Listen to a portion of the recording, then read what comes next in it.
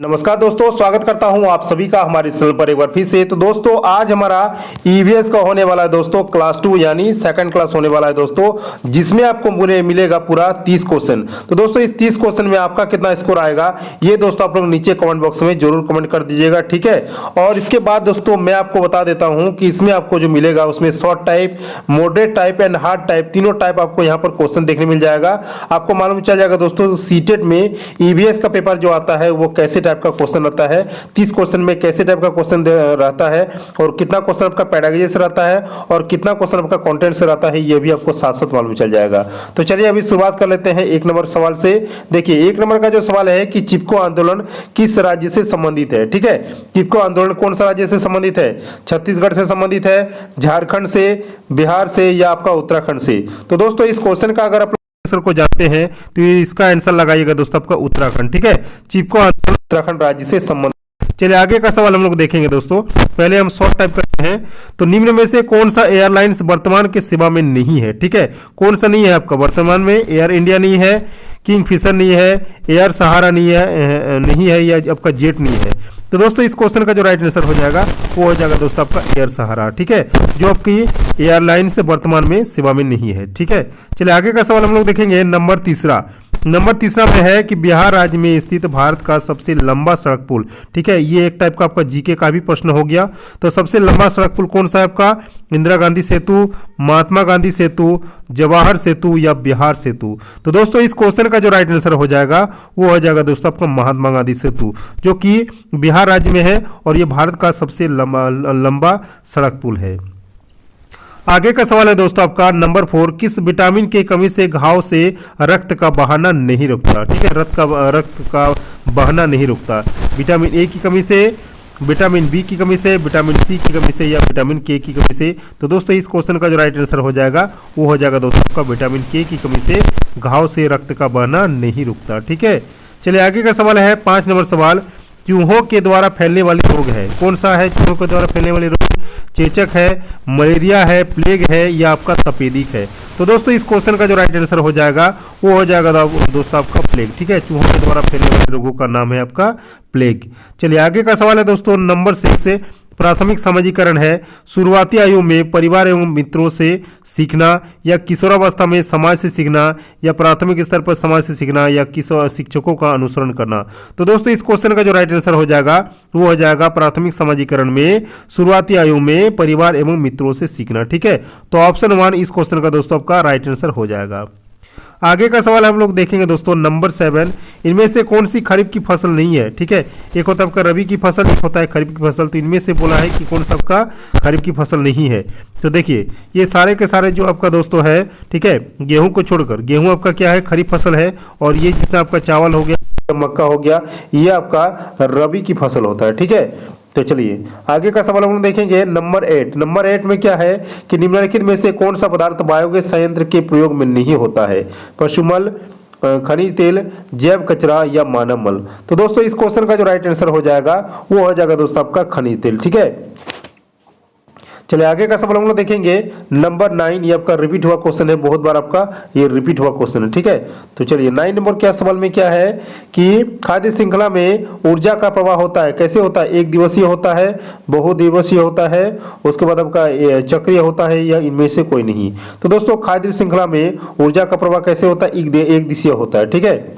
Option 1 इस question का right answer हो जाएगा। आगे का सवाल है नंबर 10, परितंत्र में ऊर्जा का प्राथमिक दोस्त कौन सा है? वनस्पति है, सूर्य का प्रकाश है, परमाणु ऊर्जा है या भोजन है? तो दोस्तों राइट आंसर हो जाएगा इसका सूर्य का प्रकाश, ठीक है। ऑप्शन 2 इस क्वेश्चन का राइट आंसर आपका हो जाएगा। आगे का सवाल हम लोग देखेंगे नंबर 11, बिहार राज्य में लीची के उत्पादन में कौन सा जिला अग्रणी है? ये भी है, इसको लगा लीजिए दोस्तों, ठीक है। तो बिहार राज्य में लीची को उत्पादन में कौन सा जिला आपका अग्रणी है? और लीची के फूल दोस्तों आपका फरवरी में खिलते हैं, ठीक है, ये भी मैं आपको बता देता हूँ। और ये आपका बिहार के बोचाहा गांव में होता है, ठीक है। बोचाहा गांव में ज्यादा होता है आपका लीची का फूल, ठीक है। चलिए तो यहाँ पर गया है ऑप्शन में, पटना है, मुजफ्फरपुर है या जहानाबाद है? तो दोस्तों राइट आंसर हो जाएगा आपका मुजफ्फरपुर, ठीक है।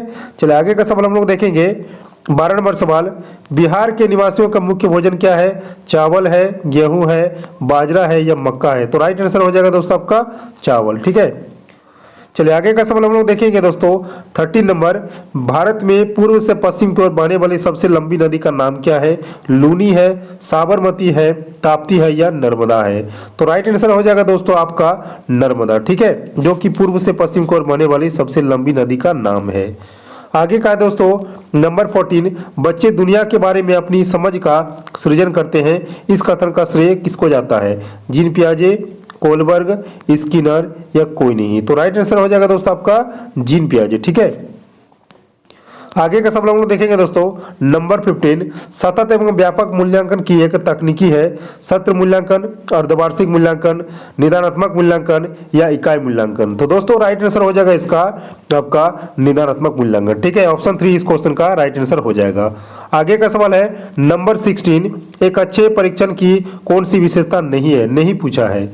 वैधता नहीं है, विश्वसनीयता नहीं है, वस्तुनिष्ठा नहीं है या आपका उत्तीर्ण करना? तो ठीक है, तो इस क्वेश्चन का राइट आंसर हो जाएगा दोस्तों आपका उत्तीर्ण, ठीक है, उत्तीर्ण करना ये आपका एक अच्छे परीक्षण की विशेषता नहीं है। चलिए आगे का सवाल है नंबर 16। छात्रों में रटने की प्रवृत्ति रोकने हेतु कैसे प्रश्न पूछना चाहिए छात्रों को? वस्तुनिष्ठ, लघु उत्तरीय, दीर्घ उत्तरीय या निबंधात्मक? तो दोस्तों राइट आंसर हो जाएगा वो हो जाएगा दोस्तों आपका ऑप्शन ए, यानी वस्तुनिष्ठ प्रश्न पूछना चाहिए छात्रों में रटने की प्रवृत्ति को रोकने के लिए। चलिए आगे का सवाल है दोस्तों नंबर 17। पौधों की विभिन्न भागों की शिक्षण हेतु आवश्यक है पाठ्य पुस्तक आवश्यक है, पौधों का अवलोकन आवश्यक है, श्याम पट्टा आवश्यक है या पौधे का चित्र होना आवश्यक है? तो दोस्तों इस क्वेश्चन का जो राइट आंसर हो जाएगा वो हो जाएगा दोस्तों आपका ऑप्शन 2, यानी पौधों का अवलोकन, ठीक है। चलिए आगे का सवाल देखेंगे 8 नंबर।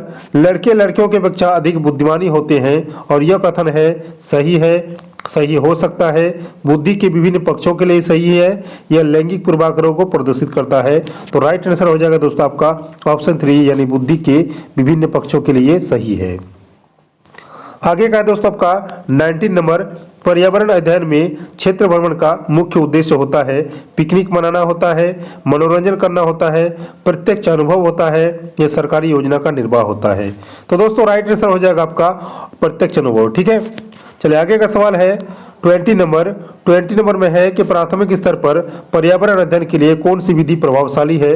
वो आपका योजना विधि है, कहानी विधि है, व्याख्यान विधि है या आपका वाद विवाद? तो दोस्तों राइट आंसर हो जाएगा इसका कहानी विधि, ठीक है। ऑप्शन 2 इस क्वेश्चन का राइट आंसर हो जाएगा। आगे का सवाल है दोस्तों आपका 21 नंबर। निम्न में से कौन सा एक अभिप्रेरित शिक्षक का संकेत होता है? कक्षा में अधिकतम उपस्थित, बच्चे द्वारा प्रश्न पूछना, कक्षा में एकदम खामोशी या गृह कार्य पूर्ण करना? तो दोस्तों इस क्वेश्चन का राइट आंसर हो जाएगा वो हो जाएगा दोस्तों आपका ऑप्शन नंबर 2, यानी बच्चों द्वारा प्रश्न पूछना, ठीक है। चलिए आगे का सवाल हम लोग देखेंगे दोस्तों 22 नंबर। निम्नलिखित में से कौन सा पर्यावरण अध्ययन का घटक नहीं है? मानव, वायुमंडल, जलमंडल या आपका सौर मंडल? दोस्तों इस क्वेश्चन का जो राइट आंसर हो जाएगा वो हो जाएगा दोस्तों आपका सौर मंडल, ठीक है, जो कि पर्यावरण अध्ययन का घटक नहीं है। आगे का सवाल आपका 23 नंबर में है कि पर्यावरण अध्ययन के लिए आप छात्रों को कौन से चैनल देखने का सुझाव देंगे?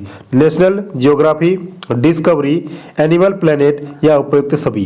तो दोस्तों इस क्वेश्चन का राइट आंसर हो जाएगा दोस्तों ऑल ऑफ दीज, ठीक है, ये आपका राइट आंसर हो जाएगा, यानी 4 ऑप्शन, ठीक है। चलिए आगे का सवाल हम लोग देखेंगे 24 नंबर। जल मंदिर का संबंध निम्न में से किसमें है? ठीक है, हिंदू धर्म से है, इस्लाम धर्म से है, बौद्ध धर्म से है या जैन धर्म से है? तो दोस्तों जल मंदिर का जो संबंध है वो आपका जैन धर्म से संबंधित है, यानी ऑप्शन 4 इस क्वेश्चन का राइट आंसर हो जाएगा। आगे का सवाल है आपका 25 नंबर। निम्न में से किस राज्य की सीमा बिहार को स्पर्श नहीं करती?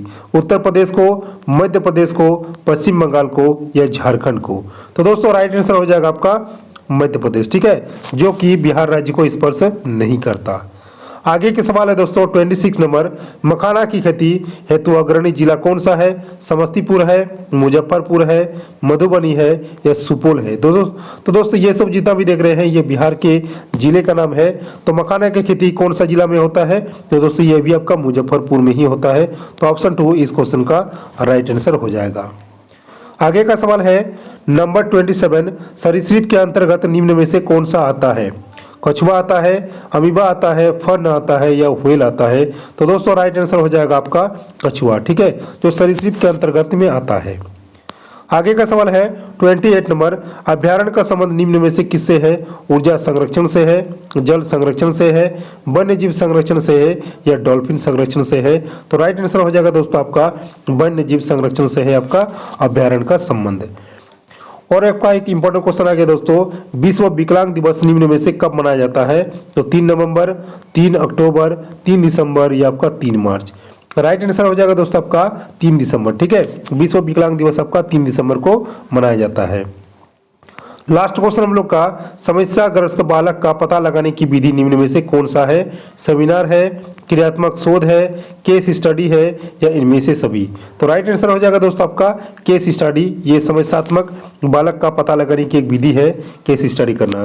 तो दोस्तों ये था हमारा पूरा 30 के 30 क्वेश्चन। इसमें आपका स्कोर दोस्तों कितना आ रहा है ये दोस्तों नीचे कमेंट बॉक्स में आप लोग जरूर से जरूर कमेंट कर दीजिएगा। ठीक है, और इसके बाद दोस्तों आपका नेक्स्ट क्लास भी आपका आएगा।